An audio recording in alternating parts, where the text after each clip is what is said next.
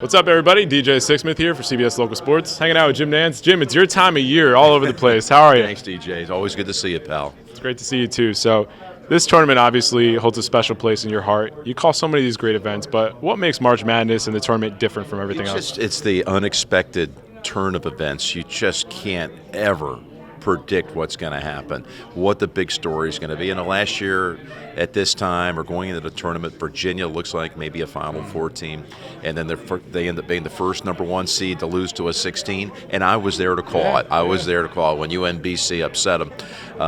Who could have imagined that Loyola of Chicago would be at the Final Four with Sister Jean helping lead the way? So, the stories, they write themselves, and we're incapable on the eve of the tournament of telling you what's going to make the tournament special this year. But there's going to be some great stories. We just don't know what they are.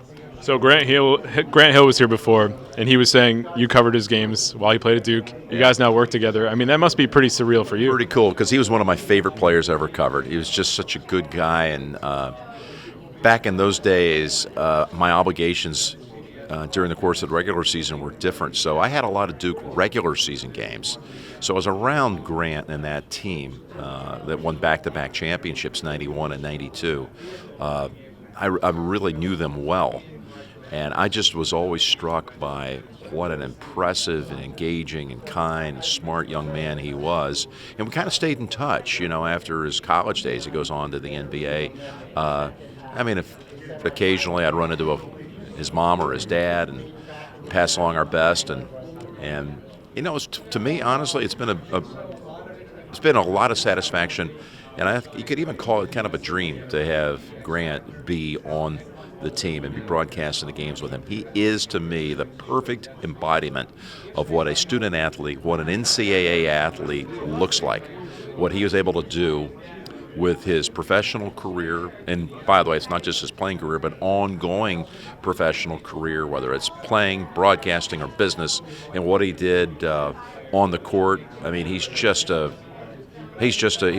great example of the best of the best. No question about it. So you're not somebody that's in the college basketball world the whole season. So how do you get prepared? Do you go back and watch old games? What do you like to do? I watch games all season long. That's what I do. It's my source of entertainment at night, and I'm into it. And I know you just can't juggle it all. I've got NFL obligations. This year was a Super Bowl year, and then that melded into some West Coast golf events. And but from this point until I call the championship game, I will call 15 games. So it's not like I'm just doing a handful of games at the end of the year. I'm doing about as many as maybe anybody will that's involved in the tournament. But I have a love for it. So following it, it's an easy thing to do, and staying on top of it. So you called so many games with Billy Packer over the years. Yeah, what do you miss the most about him? I just miss. Well, the games were just a blast, and he had such an amazing ability to see things that I'm watching the same thing he is, and I'm incapable of being able to point out some of the things that he was watching.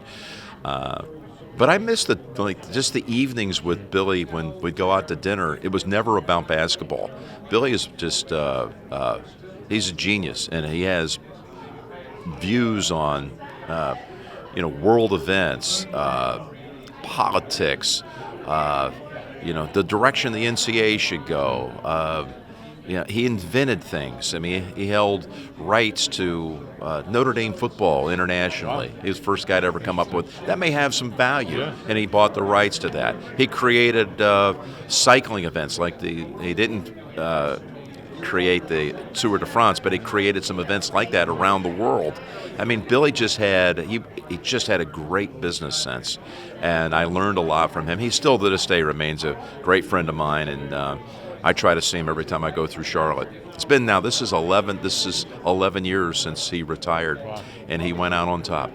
Well, I think you picked up a little bit of the business acumen from the quarter zips. You got the thanks, wine. Man. Thanks, DJ. Yeah, I did. I don't think there's any doubt that Billy had a profound influence on my life. First off, he was a great broadcast partner, but just a business sense, I think that's fair to say that Billy had a tremendous hand in helping steer his young broadcaster into a wider view of the world than just doing your games. So. Yeah, perfectly said. Jim, thank you so much. Thanks, Great DJ. seeing you. Thank you, man.